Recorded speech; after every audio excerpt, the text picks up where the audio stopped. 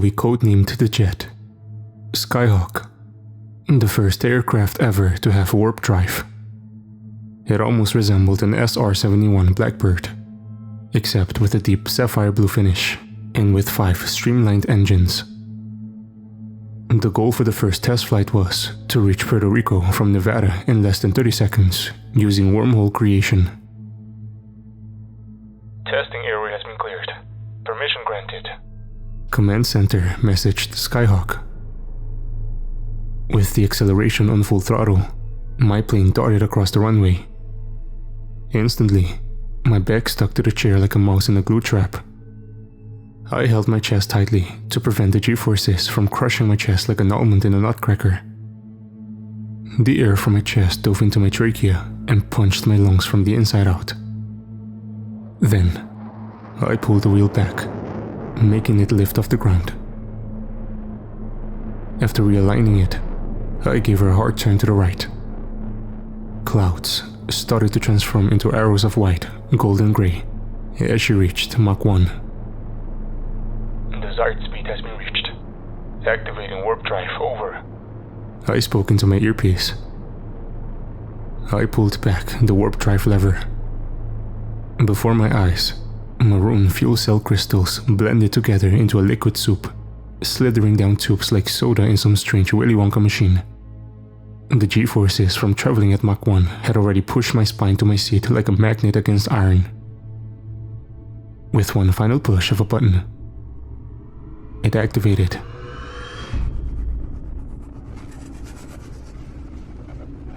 The blood in my torso dropped to my legs like mercury in a barometer in a high-pressure air pocket. The sky surrounding cockpit shifted to a rose quartz pink, and the clouds flattened into thin spider silk thin lines. Slowly, I counted to 15 based on my instructions. Although neither the GPS nor the radar were of any use during this phase, I was still able to determine where I was. 80 seconds passed. By that point, I should have passed the southeastern states. Before I knew it, 15 seconds had passed. Then, I released the warp drive lever. All that greeted me once I deactivated the mechanism was a black void. Was it dawn? I wondered. I checked the time on my watch. 11 a.m. I knew that I had passed multiple time zones. Even if it was night, something was up. There were neither clouds nor stars. Only emptiness. I reduced my speed to conserve my fuel.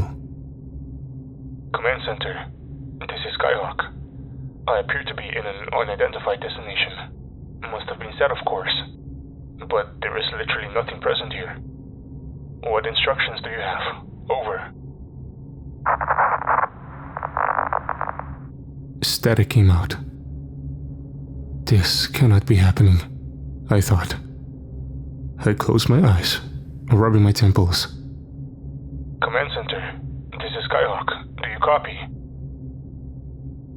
Nothing. I narrowed my eyes when I looked at the compass. It was spinning faster than an Oklahoma tornado. My chest rose and fell rapidly.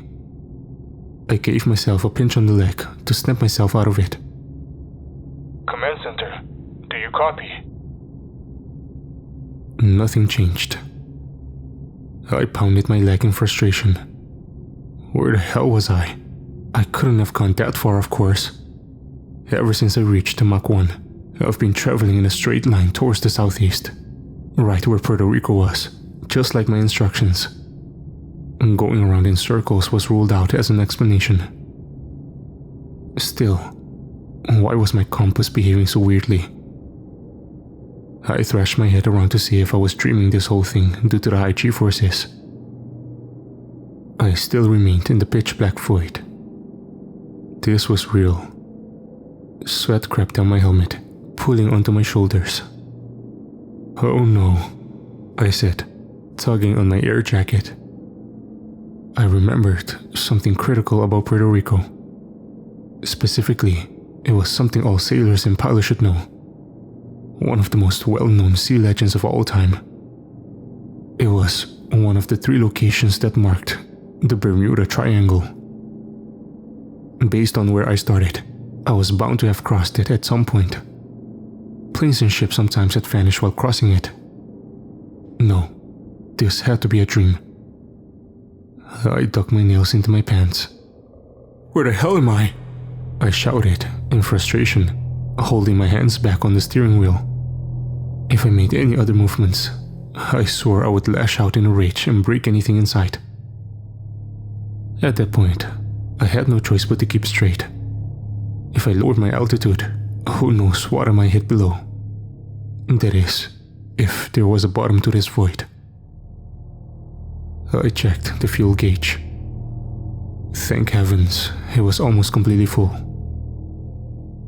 Time slowed down to a snail's pace. I gripped the wheel in irritation.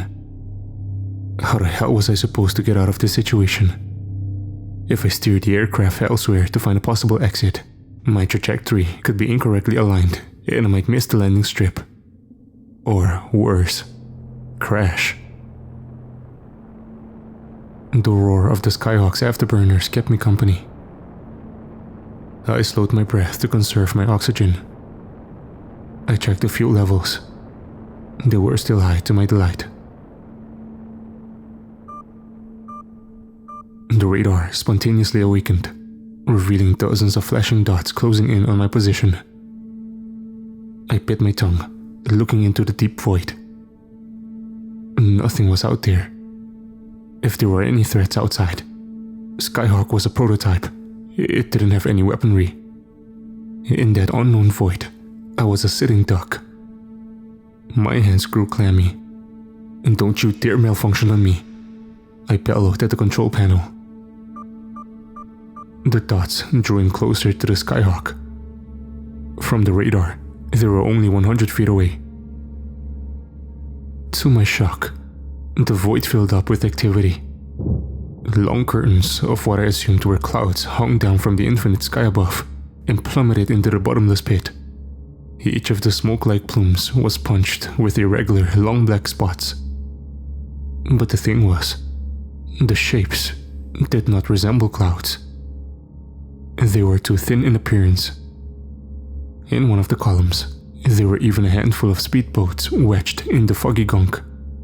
Assorted aircraft were stuck in another. Where did all those aircraft and boats come from? Then, it hit me. All of the aircrafts and boats were prototypes of some kind. I had heard there were previous test subjects before me, but that didn't make any sense. I flew multiple prototype aircraft before without any problem. So why were all these aircraft and boats suddenly winding up here? Heck, I even knew that people died testing these because this was a trial and error job, and it was worth the pay. But no one had ever told me of this. Did my superiors know that this mission was suicide and decided to throw me in, forcing me to become another guinea pig? At the moment, it didn't matter. No massive mist could hold objects that heavy with such little effort. I started to make out the dots that pockmarked the strange columns. I gasped when I finally saw what they truly were. Faces contorted in unspeakable agony. Ghosts. That explained why the radar suddenly picked up signatures. The radar started to beep faster than a machine gun. One of the spiritual columns passed by my wing. "Shit!" I yelled, veering the plane before I could hit it. With my mind refocused, I turned back to observe the column. My trajectory was halted by an unseen force. It began to reel me back into the mass of spirits like a fly on a frog's tongue. Gritting my teeth, I set Skyhawk on full throttle. She wouldn't budge. I wheeled my head around. Pale white hands by the dozens gripped onto the edge of the window. Their fingers passed right through the glass in the steel effortlessly. The air became colder than a polar bear's skin. My breath turned into visible frost while the glass began to fog up.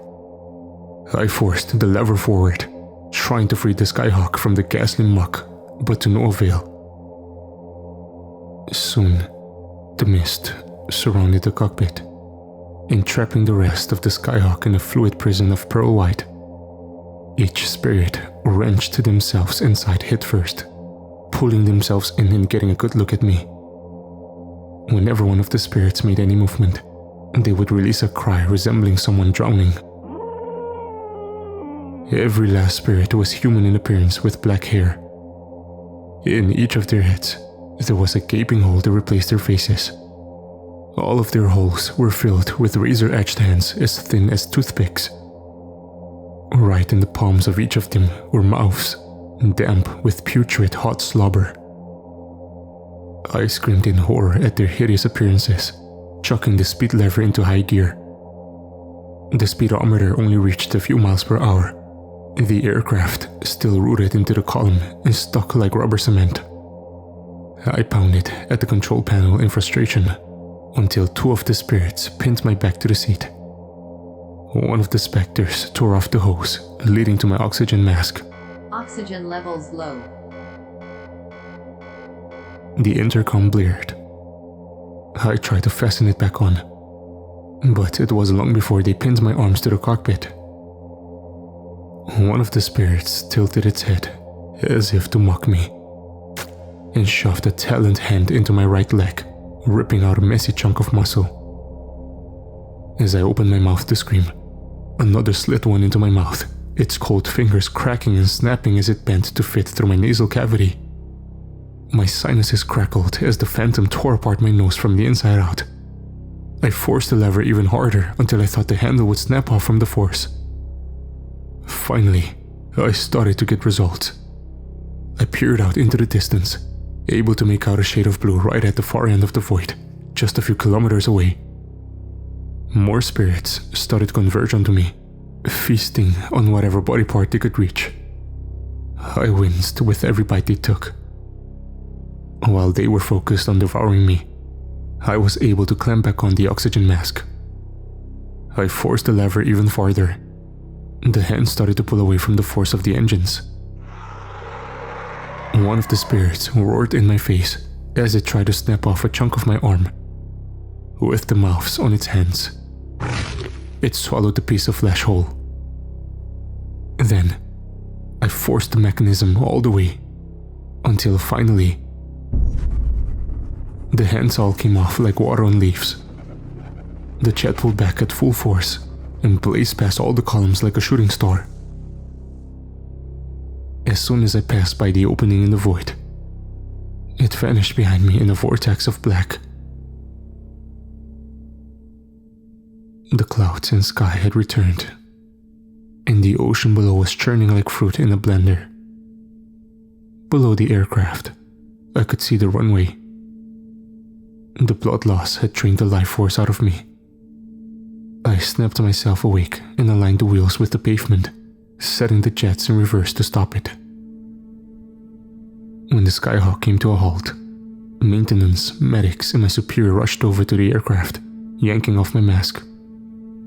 Instantly, they loaded me onto a stretcher while my bosses asked me what happened.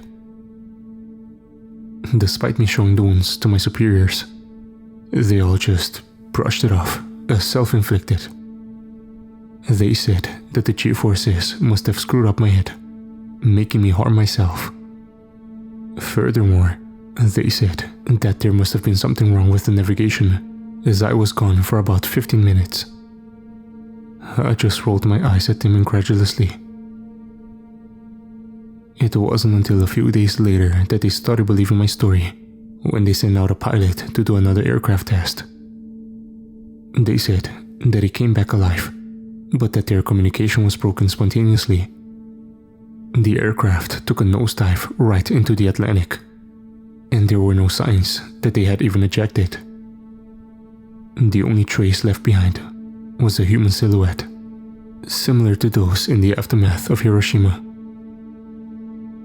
Checking the cameras, they saw a figure with hands inside a gaping hole on their head. The following day after that incident, a scientist in a research boat disappeared into a black whirlwind. Or So it's said by eyewitnesses. To those who are hearing this, until my supervisors have an explanation,